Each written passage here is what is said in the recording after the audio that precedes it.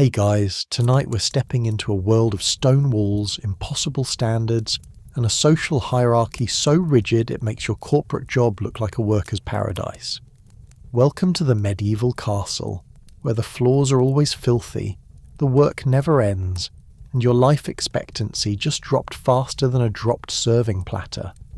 So before you get too comfortable, take a second to like the video and subscribe, but only if you enjoy drifting off to tales of back-breaking labour and casual cruelty wrapped in historical accuracy. Drop a comment telling me where you're listening from, and whether you've ever had a job that made you want to flee to the countryside. Now dim those lights and settle into your blankets, because you're about to appreciate every modern convenience you've ever taken for granted. Have you ever wondered what it was really like to serve in a medieval castle? Was it all grand feasts and elegant lords, or more like endless stairs, chamber pots, and punishments for breathing too loudly? How did servants survive days that started before dawn and ended long after dark, with wages that barely existed and rest days that were pure fantasy? What did they eat? Where did they sleep? And did anyone ever actually make it through without getting burned, beaten, or trampled by Lord Pembroke's peacock? Let's find out. Congratulations, you've just woken up in 1320 in the servants' quarters of a mid-sized English castle. You're cold, you're confused, and something smells distinctly medieval, which is never a good thing. You've been hired as the newest castle servant, which means you're at the absolute bottom of a very tall ladder. Your bed is a thin straw pallet in a drafty corridor. The stone walls are damp, the floor is freezing, and somewhere in the distance you can hear the shriek of Lord Pembroke's peacock announcing the dawn like a feathered herald of doom. You stumble to your feet, joints aching from yesterday's labour, and you've only been here 2 days. Your tunic is the same one you slept in, because you only own one. Your shoes are worn through, and something just scurried across your foot. The corridor erupts with activity, servants rushing past with buckets, brooms and baskets. A senior servant shoves past you without acknowledgement. The steward's assistant gives you a withering look, and somewhere above, in rooms warmed by proper fireplaces, the lord and lady are just beginning to stir, blissfully unaware that their comfort depends on people like you. Your first week has begun. The odds of survival? Not great. Your first day as a castle servant begins at an hour so ungodly that even the priests haven't started their prayers yet. It's 3 a.m, maybe 4 a.m. Nobody actually knows because sundials don't work in the dark, and the castle clock is more decorative than functional. What you do know is that you're being jolted awake by the clanging of bells, the shouting of the head servant, and the unholy shriek of Lord Pembroke's peacock, who's apparently decided that dawn is whenever he says it is. You peel yourself off your straw pallet, which has somehow become damper and lumpier overnight, and immediately regret every decision that led you here. Your body aches in places you didn't know you had places. The corridor is pitch black except for a few sputtering rushlight torches that provide just enough light to stub your toe on, which you do immediately. Around you, other servants are already moving with the grim efficiency of people who've done this 1,000 times. Nobody speaks, nobody makes eye contact. They just shuffle toward their duties like a procession of the deeply resigned. You try to follow, but you don't know where you're going, what you're doing, or even where the privy is. Information that becomes urgently relevant about 30 seconds into your day. You. New one. The voice belongs to Margaret, the head laundress, a woman whose arms are bigger than your torso, and whose expression suggests she's already decided you're useless. Don't just stand there like a gargoyle. There's water needs hauling, and it's not going to haul itself. She shoves a wooden bucket into your hands. 2 buckets, actually, attached to a yoke that goes across your shoulders. Each bucket is meant to hold about 3 gallons of water. The well is in the courtyard. Your destination is the kitchen on the 2nd floor, up a spiral staircase so narrow and steep, it's basically a vertical tunnel of suffering. You nod, trying to look capable. Margaret doesn't look convinced. Neither is Thomas, the senior stable hand who's watching from the corner with the amused expression of someone who remembers his own first day and is grateful it's not him anymore. There's also Agnes, one of the lady's maids, who glides past in clothes that are only slightly less ragged than yours, but somehow look elegant. She doesn't acknowledge your existence. You're not important enough yet. And then there's Geoffrey. Poor, haunted Geoffrey. He's about your age but looks a decade older, and he's carrying what appears to be a velvet cushion with an actual tassel. You learn within minutes that Geoffrey is Lord Pembroke's peacock attendant, a position that sounds prestigious but is actually a waking nightmare. The bird, a spectacular creature of iridescent blues and greens named Emperor, yes, really, has the temperament of a tyrannical toddler with talons. "Stay away from Emperor," Geoffrey whispers as he passes. "He's in a mood today." You'll later learn that Emperor is in a mood every day. Training in the medieval castle sense means being told what to do once, and then being expected to execute it perfectly forever. The head servant, a stern man named Robert who seems to exist in a permanent state of disappointed rage, runs through your duties at the speed of an auctioneer. You'll haul water, empty chamber pots, scrub floors, assist in the kitchen, serve at table when needed, polish anything metal, beat the dust from the tapestries, help with laundry, run messages, feed the dogs but not too much. Stay out of the Lord's sight, stay out of the lady's way, don't touch anything valuable, don't speak unless spoken to, and for God's sake don't let the peacock into the chapel again. You blink. Again? Robert's expression suggests this question has knocked your survival odds down another 10%. Just do what you're told when you're told. Understand? You nod, understanding absolutely nothing. Your first task seems simple enough. Take the buckets, fill them with water, carry them upstairs. How hard could it be? Very hard, as it turns out. The buckets are heavier than they look when empty and become instruments of torture when full. The yoke digs into your shoulders. Your arms immediately begin trembling. And the staircase. Oh, the staircase. It's a narrow spiral of uneven stone steps, worn smooth by centuries of feet, dimly lit, and apparently designed by someone who hated humanity. You make it up 3 steps before your legs start burning. 6 steps and you're breathing hard. By step 10, you're reconsidering your entire life. The water sloshes with every movement, soaking your tunic and the steps, making everything slippery. You can hear someone coming down from above.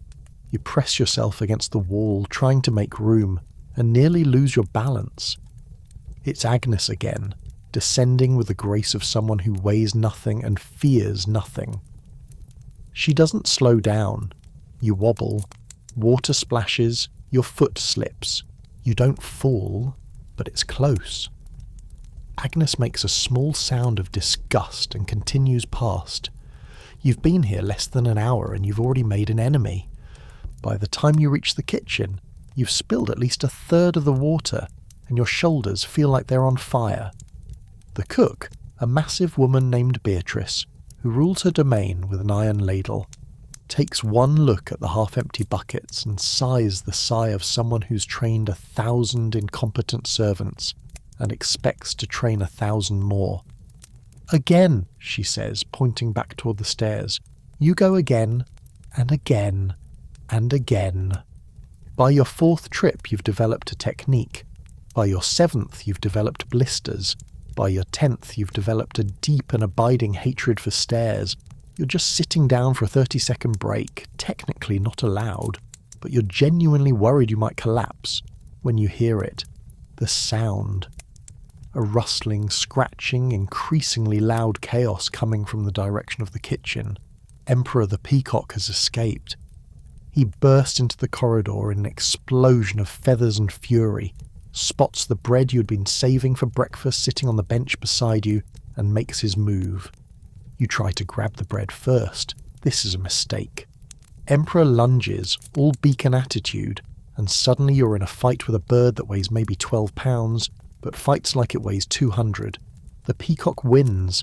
He always wins. He struts away with your breakfast hanging from his beak, leaving you with a scratched hand and the attention of every servant in the corridor, all of whom are trying very hard not to laugh. Geoffrey appears moments later, out of breath and looking defeated. "I'm sorry," he says, chasing after Emperor. He's been like this all week. You learn an important lesson. In the castle hierarchy, you rank somewhere below the peacock. By midday, though you have no way of actually knowing it's midday except that your stomach is screaming and you haven't seen darkness in what feels like days.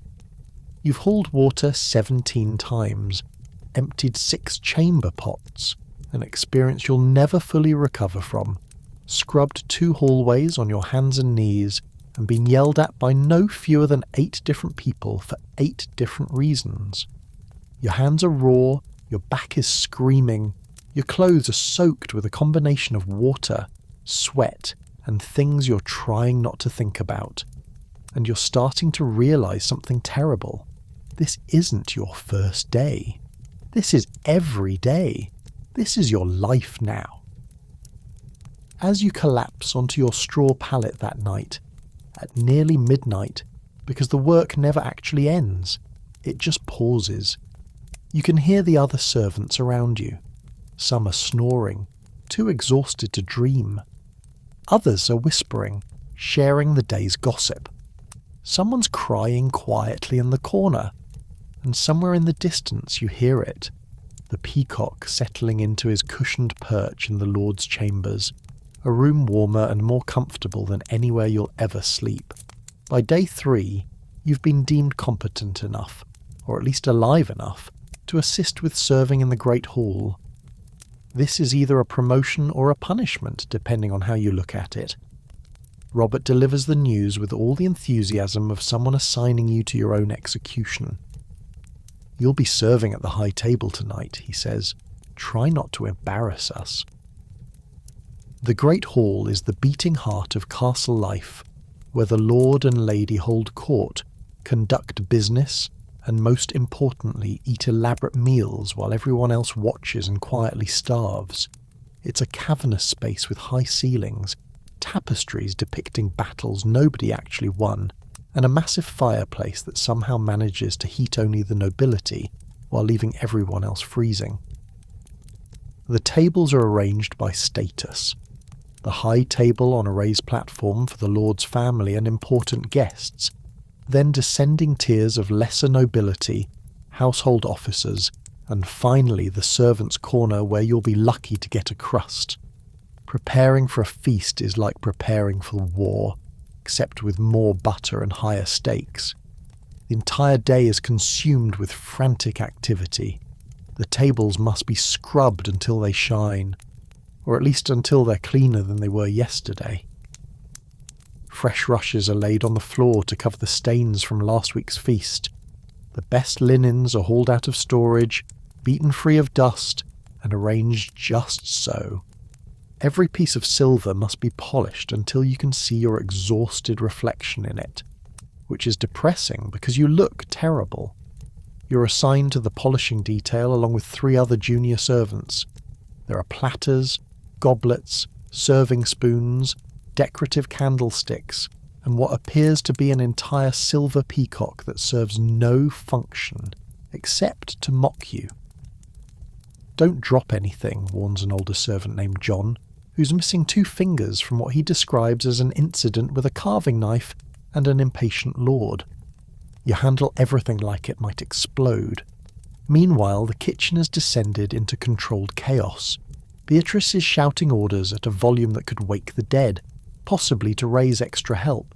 There are pies being assembled, roasts turning on spits, sauces bubbling in pots the size of small boats.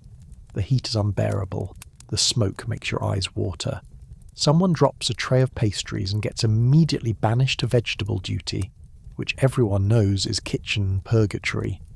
You're tasked with carrying dishes from the kitchen to the serving area just outside the Great Hall, A journey that sounds simple until you factor in the stairs, the other servants rushing in the opposite direction, and the very real possibility that you'll trip and create the most expensive mess in castle history.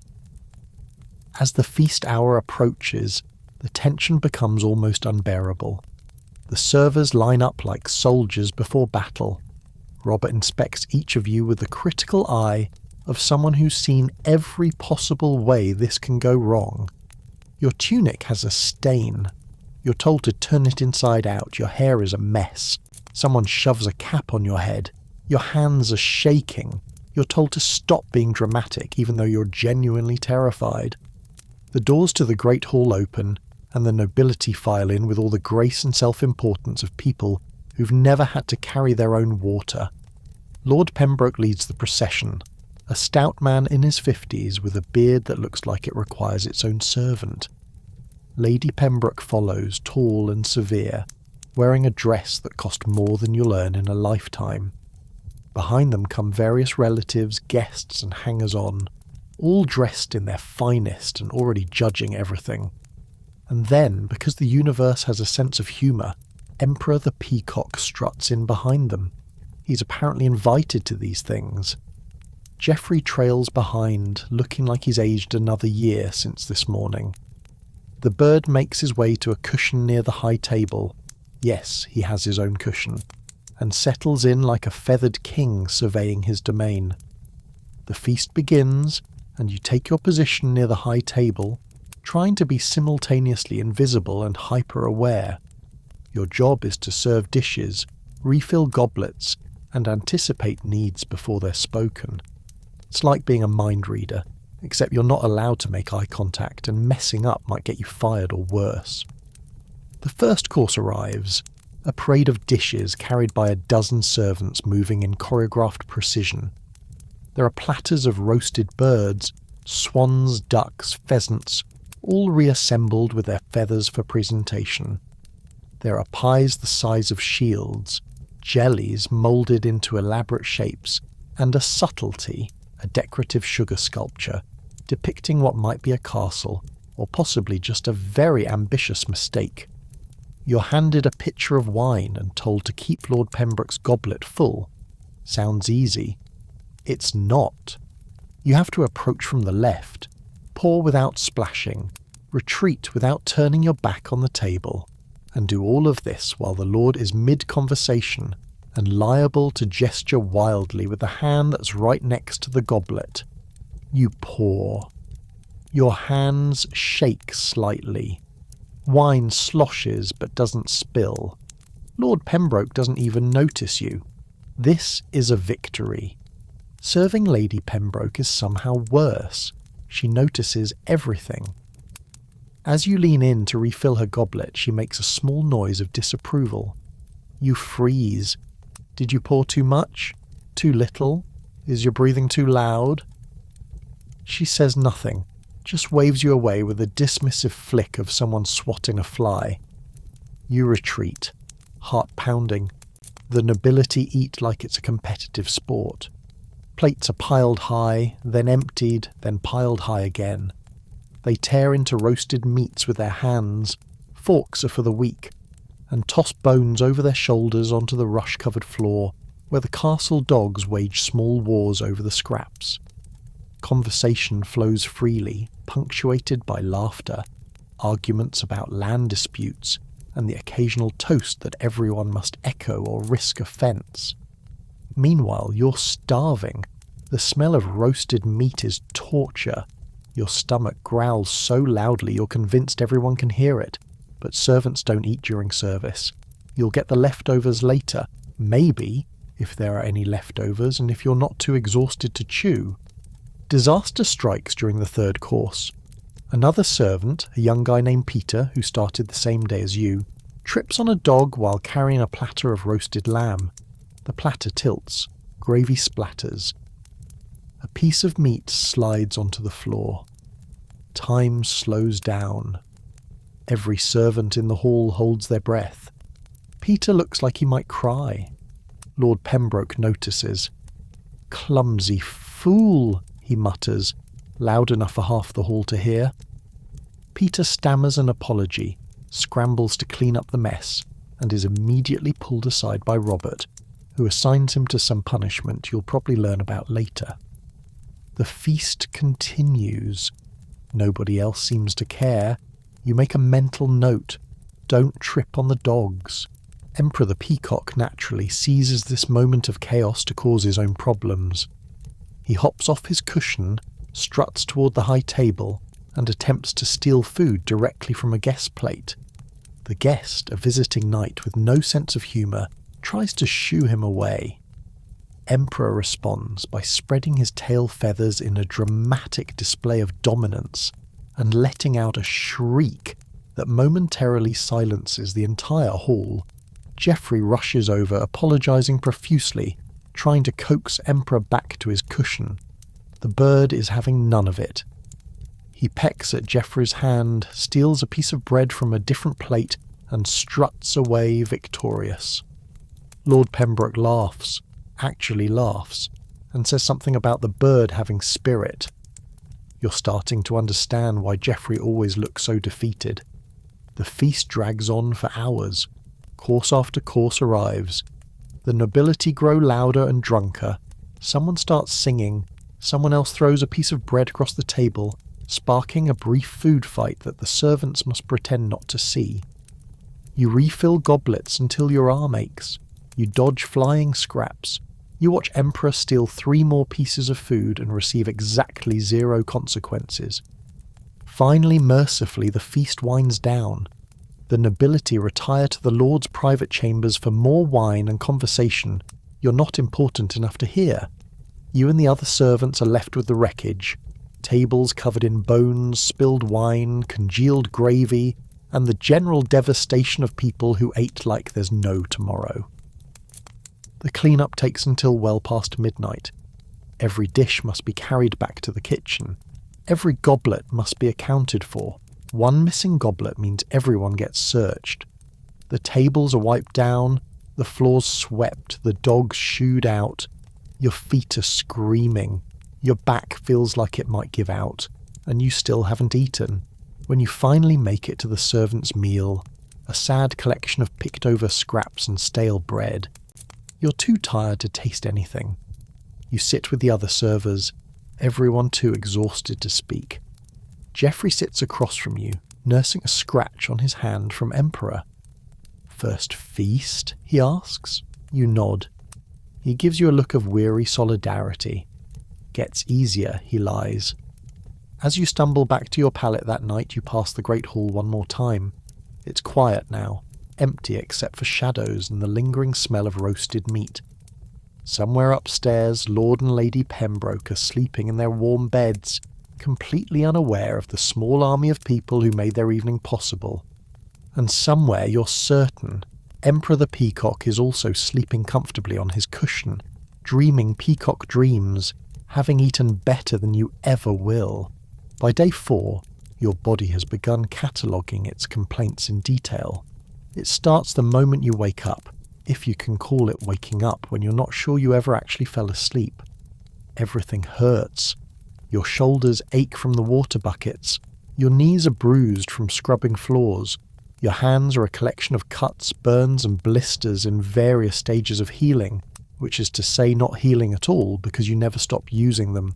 The sleeping arrangements aren't helping. Your straw pallet has developed a permanent U-shaped depression that somehow makes it less comfortable rather than more. The straw pokes through the fabric, leaving small scratches on your back. In winter, the corridor is so cold you can see your breath. In summer, it's stuffy and airless. There's no winning. The other servants crowd close for warmth, which means you're either freezing alone or sweating in a pile of bodies that smell like hard work and broken dreams. Privacy doesn't exist. The privy is a shared wooden seat over a pit in an outhouse that's somehow always occupied when you need it most. Bathing is a luxury reserved for holy days and special occasions, meaning you're lucky to wash properly once a month. The rest of the time it's cold water splashed on your face and hands, maybe a quick rinse of your armpits if you can steal a moment. Everyone smells. The nobility mask it with perfumes and pomanders. Servants just live with it. The kitchen is particularly brutal on your body. The heat from the cooking fires is relentless. Your face is always flushed. Your clothes perpetually damp with sweat. Burns are inevitable. There are the small ones from splashing grease, the medium ones from brushing against hot metal, and the truly memorable ones from accidents involving boiling water or open flames. Beatrice, the head cook, has scars up and down both arms like a roadmap of culinary warfare. She tells you they're badges of honour. You suspect they're just proof that medieval kitchens are death traps. You acquire your first serious burn on day 4 while helping move a massive pot of stew. The pot is cast iron, weighs more than a small child, and requires 3 people to lift. You're positioned at the front, hands wrapped in cloth for protection that proves immediately inadequate. The pot shifts, your hand slips, the cloth slides. Your palm makes contact with scorching metal for just a second, but a second is enough. The pain is immediate and spectacular. You drop your corner of the pot. Thankfully the other 2 servants manage to hold on, and stumble backward, clutching your hand. The skin is already blistering, angry red welts rising across your palm. Beatrice takes one look, sighs, and sends you to the castle's idea of medical care. Medieval medicine is less about healing and more about surviving the treatment. The castle has a small infirmary run by Brother Benedict, a monk who's learned everything he knows from ancient texts that may or may not be accurate. His solution for burns is to slather them with a mixture of honey and herbs, wrap them in cloth, and tell you to pray. The honey actually helps, you'll give him that, but the prayer feels like wishful thinking.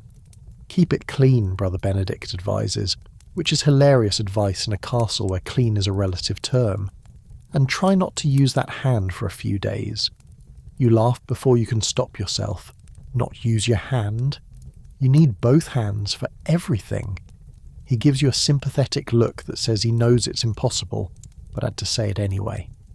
You're back at work within the hour, your bandaged hand throbbing with every movement. The other servants barely react.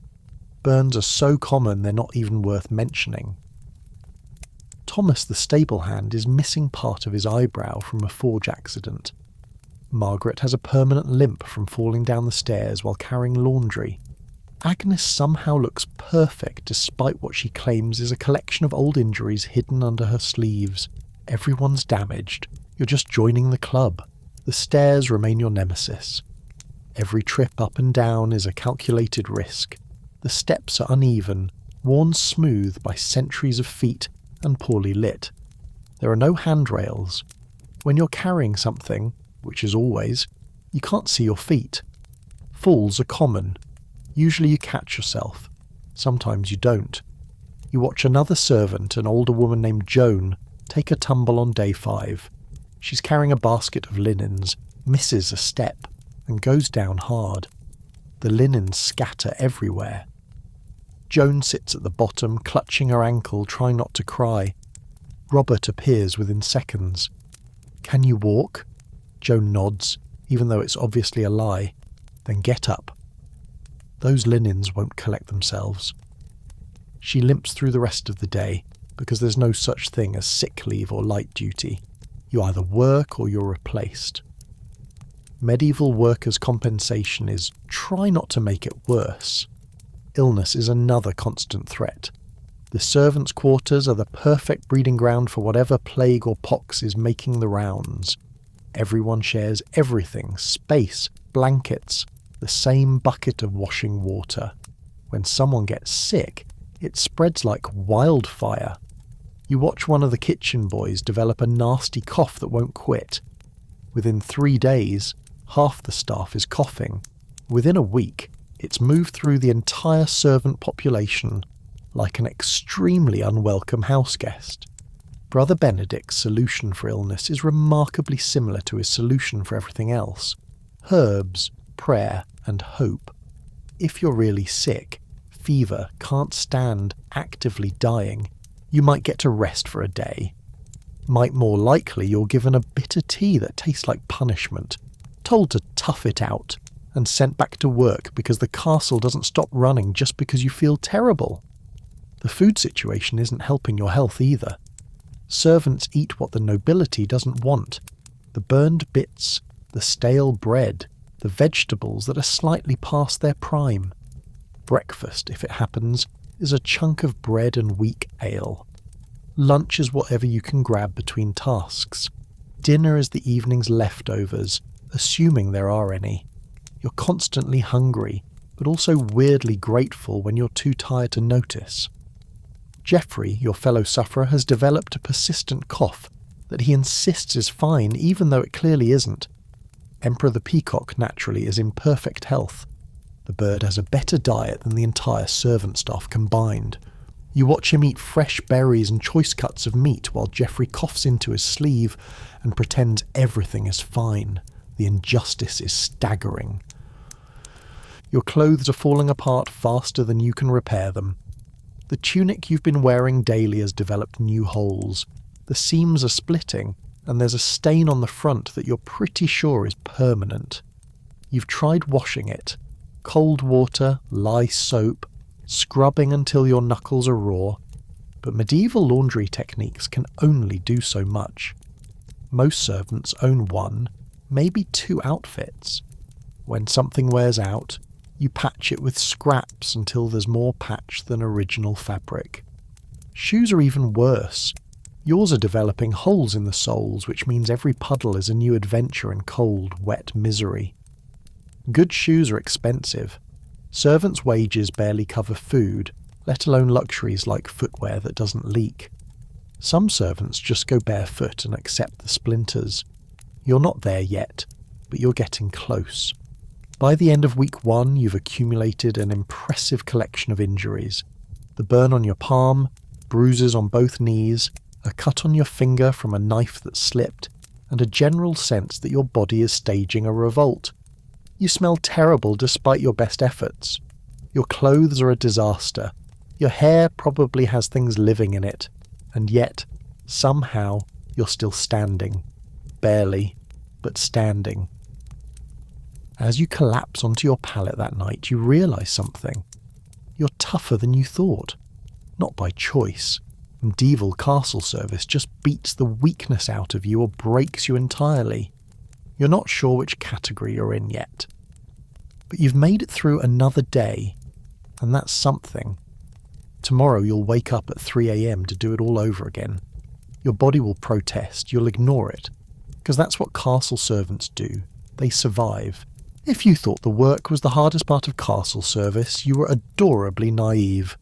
The real challenge is navigating the social minefield of servant politics, where alliances shift daily, everyone's competing for scraps of favour, and one wrong move can make your life even more miserable than it already is. The servant hierarchy is more complex than the nobility's family tree.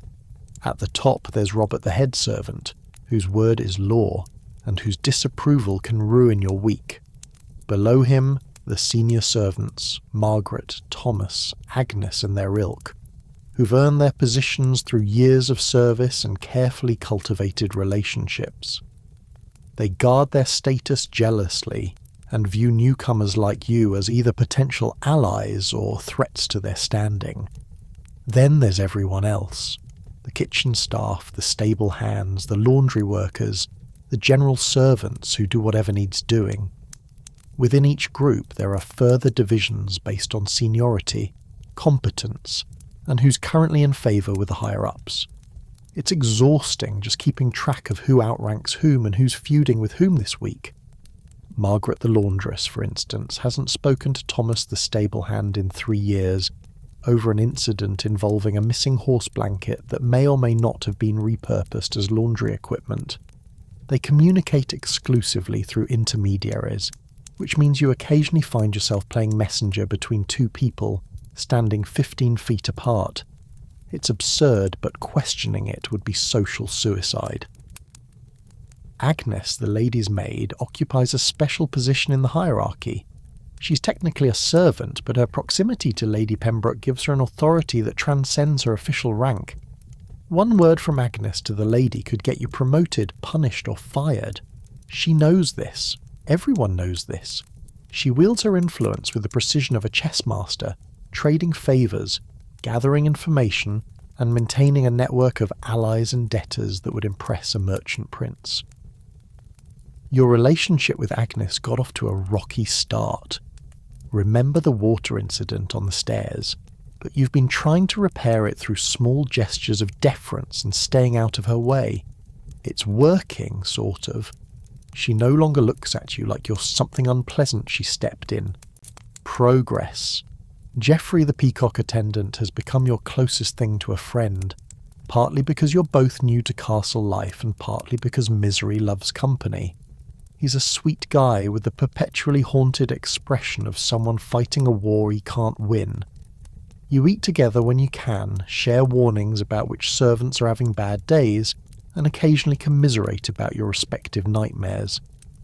At least you don't have to follow a bird around all day, Geoffrey says one evening, picking at his dinner of stale bread and something that might be cheese. On cue, a shriek echoes from somewhere above. Emperor, demanding attention at an unreasonable hour. Geoffrey sighs and stands. I should go. He gets mean when he's ignored. You learn quickly that information is currency among servants. Who's in favour with the Lord? Which guest is rude to staff?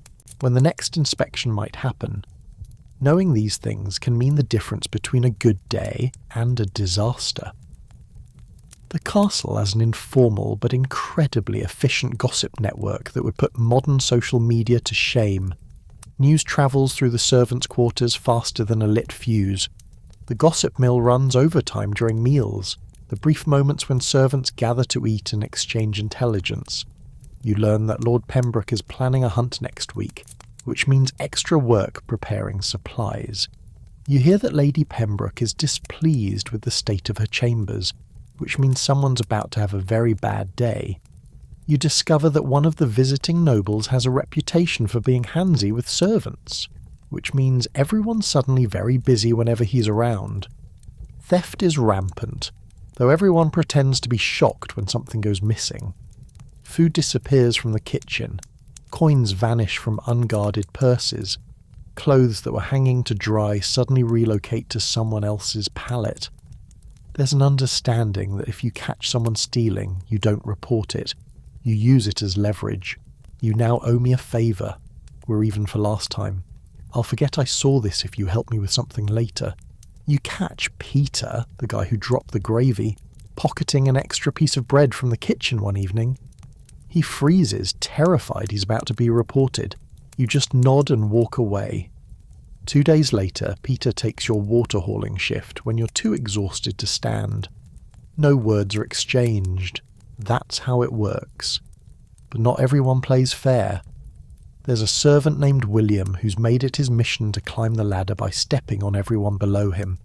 He reports minor infractions to Robert, volunteers for the worst tasks to look dedicated, and sabotages anyone he views as competition. You watched him accidentally spill water on another servant's clean workspace, forcing them to redo an hour of work. The victim knew exactly what happened but couldn't prove it. William smiled and offered to help clean up. Everyone hates him, but everyone's also afraid of him. Romance happens despite the exhaustion and terrible conditions. Or maybe because of them. When your life is this hard, you take comfort where you can find it. There's a kitchen maid named Emma who's been making eyes at Thomas the stable hand for weeks. He's oblivious, or possibly just too tired to notice. Their friends are running an active betting pool on whether he'll figure it out before she gives up. Agnes, meanwhile, receives regular attention from one of the Lord's nephews who's staying at the castle. It's the kind of attention that's dangerous for a servant. All promise and no commitment, with the power dynamics so skewed that no isn't really an option. Agnes handles it with practiced grace, accepting compliments without encouraging them, staying professional while not giving offence. You watch and learn. This is another survival skill they don't teach you on day one. The castle dogs are part of the social ecosystem too. There are the lord's hunting hounds, sleek and well-fed, who live better than most servants. Then there are the castle mutts, scrappy survivors who've learned to navigate the space between the kitchen and the great hall, scavenging scraps and occasionally tripping servants for entertainment. Befriending the right dog can mean an early warning system when someone important is approaching. Annoying the wrong dog means finding your shoes chewed to pieces, and then there's Emperor. The peacock has somehow positioned himself at the centre of castle politics without trying. Lord Pembroke dotes on the bird, which means Emperor is essentially untouchable. He terrorises servants with impunity, steals food from anyone careless enough to leave it unattended, and occasionally attacks people for reasons known only to him. Geoffrey takes the blame for all of it. You witness this firsthand when Emperor escapes, again, and makes his way into the chapel during morning prayers. The priest is mid-sermon when the peacock struts down the centre aisle, tail feathers spread in full display, shrieking his distinctive call. The service grinds to a halt. The congregation doesn't know whether to laugh or be offended. Geoffrey arrives moments later, out of breath and apologising profusely, trying to coax Emperor out, while the bird demonstrates zero interest in cooperation. Lord Pembroke, attending the service, finds the whole thing hilarious. "That bird has more presence than half my knights," he announces. Everyone laughs dutifully. Geoffrey gets yelled at later anyway because someone has to take responsibility, and it's certainly not going to be the peacock. The incident becomes legendary by dinner time, with multiple contradictory versions circulating through the castle. In one telling, Emperor attacked the priest. In another, he made off with the communion wine. By the time it reaches the servants' quarters, the peacock has somehow defeated 3 guards and declared himself lord of the chapel. You and Geoffrey exchange tired looks. The truth is absurd enough without embellishment. Despite everything, the politics, the theft, the drama, the chaos, there are moments of genuine kindness that catch you off guard. When you're struggling with a heavy load, Thomas appears and helps without being asked. When you're nursing your burned hand, Emma the kitchen maid slips you an extra portion of bread. When Geoffrey is having a particularly bad day, several servants coordinate to cover his duties so he can rest for an hour. These small acts of solidarity are what make castle life bearable. You're all trapped in the same system, ground down by the same impossible demands. The smart ones realise that helping each other isn't weakness, it's survival. The others, like William, will learn eventually or flame out trying to climb alone. By the end of your first week, you've figured out the basics. Stay on Agnes's good side, avoid William, help Geoffrey when you can, keep your head down during gossip sessions but listen carefully, and for the love of everything holy, stay away from Emperor unless absolutely necessary. The peacock has caused more chaos in 7 days than seems physically possible for one bird, and he shows no signs of slowing down. As you drift off to sleep on your lumpy pallet surrounded by the soft sounds of other servants settling in, you realise something surprising. You're starting to belong. Not in a good way. Nobody belongs here in a good way. But you're part of the machinery now, a cog in the great wheel that keeps the castle running. You know the players, understand the rules, and you're learning how to play the game. Tomorrow you'll navigate the politics again. You'll avoid the troublemakers, help your allies, and somehow survive another day of impossible work and social warfare. And somewhere above, in his cushioned perch, Emperor the Peacock will sleep soundly, secure in the knowledge that he's already won. It's day 7 of your new life as a castle servant, and you still haven't been paid. This should concern you more than it does, but you've been too exhausted to think about money. That changes when you overhear 2 older servants discussing wages during the evening meal. "They'll pay us at Michaelmas," one says, tearing into a piece of bread that's more air than substance. "Maybe, if we're lucky." They said that at Lady Day too, the other responds. Ended up being a month late and half what they promised. You do the math in your head and feel your stomach drop. Michaelmas is months away. You're working brutal hours, destroying your body, and won't see a single coin until autumn, and even then, payment is apparently optional. Welcome to medieval employment practices, where your labour is mandatory but compensation is more of a suggestion. Castle servants are typically paid twice a year, on major feast days, assuming the Lord remembers and has the funds available and feels like honouring the agreement. Those are 3 big assumptions. In the meantime, you work on credit, room and board, and the promise that money is definitely coming soon. Trust us. The room and board part is generous if you're grading on a medieval curve. Your room is a drafty corridor with a straw pallet. Your board is whatever food the nobility doesn't want, served at irregular intervals, in quantities that keep you alive but rarely satisfied. If you are expecting a salary that would allow you to save money or improve your situation, adjust those expectations downward by about 100%. When payment does finally arrive, it's usually a fraction of what you'd need to actually live on if you weren't already living at the castle. A skilled servant might earn a few shillings per year, plus room and board. A general servant like you, less, much less. The going rate for someone at your level is maybe 2 or 3 shillings annually, which sounds like money until you realise that a single pair of decent shoes costs a shilling. And that's if you're lucky enough to be paid in actual coins.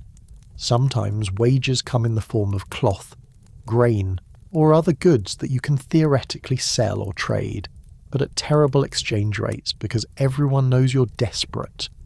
You can't exactly negotiate when you have no leverage, and the alternative to accepting whatever they offer is having no income at all. But wait, it gets worse.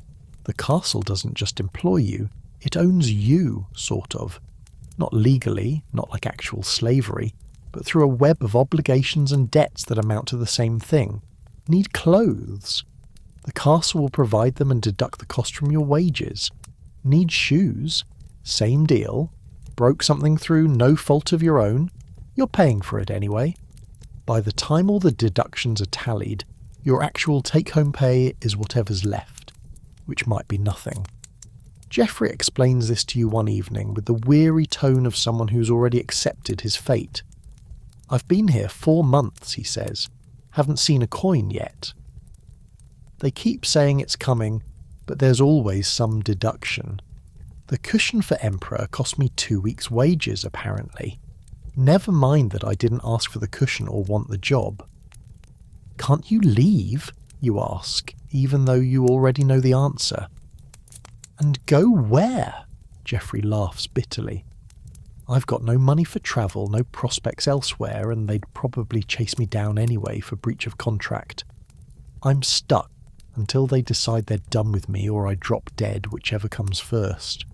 This is the reality of castle service. You're not quite a slave, not quite free. You're bound by contract, by debt, by the simple fact that leaving would mean starvation and homelessness. The castle knows this. The Lord knows this. Everyone knows this.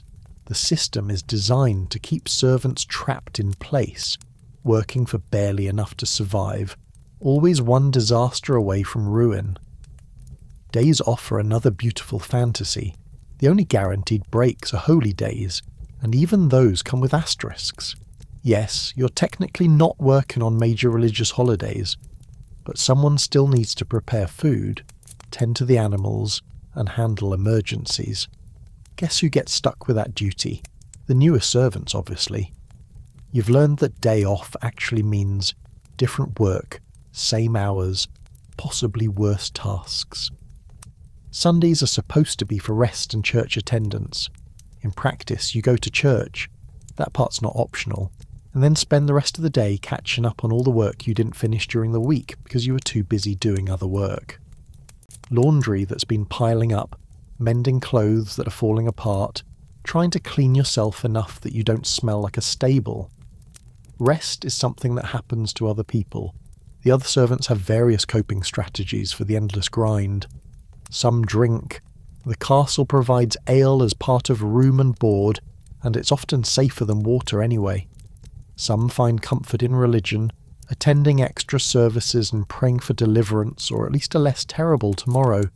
Some just go numb, moving through their days with the blank expression of people who've learned. That feeling things only makes it worse. A few dream of advancement. If you survive long enough, prove yourself useful enough and get lucky enough, you might eventually move up to a position with actual status. Become a senior servant, maybe even something specialised like a falconer or a head cook. These positions come with better pay, better treatment, and the profound satisfaction of finally having someone below you in the hierarchy. It's not freedom, but it's something. The odds of advancement are terrible. For every servant who moves up, dozens more stay stuck at the bottom until they age out, get injured too badly to continue, or simply give up and leave to try their luck elsewhere. The castle doesn't make it easy to rise. Why would they? The system works beautifully for the nobility. There's always another desperate person willing to take a job that offers food and shelter, even if the food is scraps and the shelter is a drafty corridor.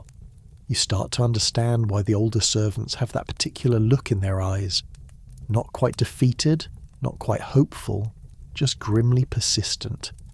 They've been here 5 years, 10 years, 20 years. They've seen servants come and go. They've watched people break down, burn out, or simply vanish one day.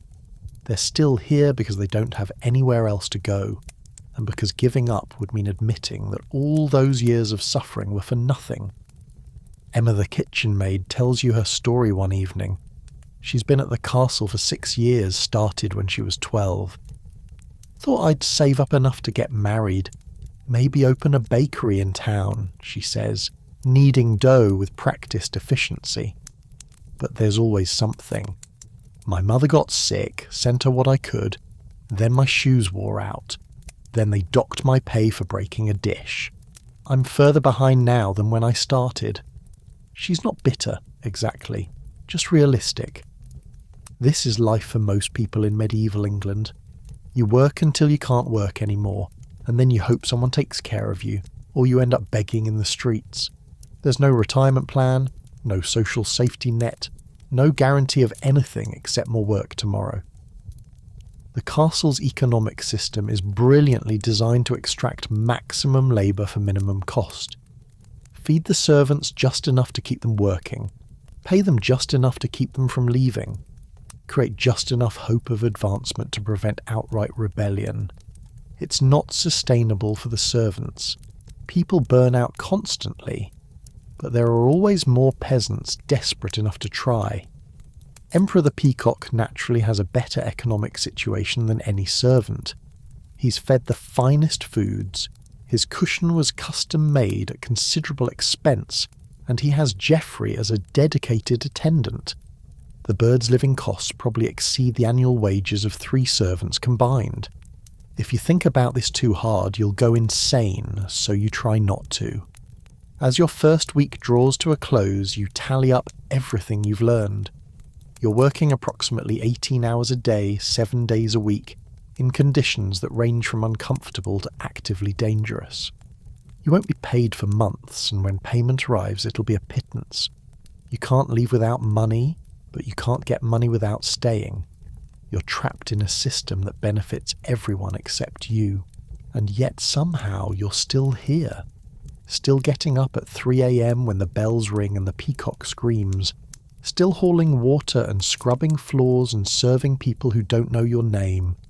Still surviving, day by impossible day, because the alternative is worse and because some stubborn part of you refuses to give up. Your first week as a castle servant ends not with triumph or disaster, but with exhausted acceptance. This is your life now. It's brutal and unfair and occasionally horrifying. Your body aches, your future is uncertain, and you're pretty sure the peacock is plotting against you specifically. But you made it. 7 days of hell, and you're still standing. As you collapse onto your pallet on that 7th night, surrounded by the familiar sounds of other servants settling in, You allow yourself a small moment of pride. You survived. Tomorrow will bring new challenges, new pains, new reasons to question every choice that led you here. But tonight, you rest. And somewhere in the castle, in his warm, cushioned corner, Emperor the Peacock sleeps soundly, having never worked a day in his life, eating better than you, living better than you, and completely unaware that he's become the perfect symbol of everything wrong with medieval castle service. You've survived your first week, congratulations. Now do it again, and again, and again. Welcome to the rest of your life. So there you have it. 7 days in the life of a medieval castle servant, and somehow you're still breathing. Barely. Your hands are wrecked, your back is screaming, you smell like a combination of smoke and regret, and you've learned that a peacock can have better living conditions than an entire staff of human beings. If this week has taught you anything, it's that every modern convenience you've ever taken for granted, weekends, minimum wage, workplace safety regulations, the ability to quit a job you hate, is an absolute miracle. Your terrible boss? At least they can't dock your pay for a dish you didn't break. Your long commute? At least you're not hauling water up medieval spiral staircases 17 times before breakfast. Your studio apartment? It's a palace compared to a drafty corridor filled with strangers and livestock. The real castle servants who lived this life didn't have the option to tap out after a week. They endured years, sometimes decades, of back-breaking labour for wages that barely existed. They survived injuries without proper medicine, illnesses without sick leave, and a social system designed to keep them trapped at the bottom. And they did it without complaint, because complaining got you nowhere except maybe fired, and being fired meant starvation. So the next time you're having a rough day at work, take a moment to appreciate that you're not scrubbing floors on your hands and knees while a nobleman's peacock steals your breakfast. Things could always be worse. They could be medieval. Thanks for joining me on this journey through castle service hell. If you enjoyed this dive into historical suffering, hit that like button and subscribe for more adventures in why you definitely wouldn't survive a week in the past. Drop a comment telling me what historical job you'd least want to try, and I'll see you in the next video. Now, if you'll excuse me, I need to go appreciate my washing machine, my actual bed, and the fact that I've never once had to empty a chamber pot. Stay cozy, stay curious, and stay grateful you weren't born in 1320.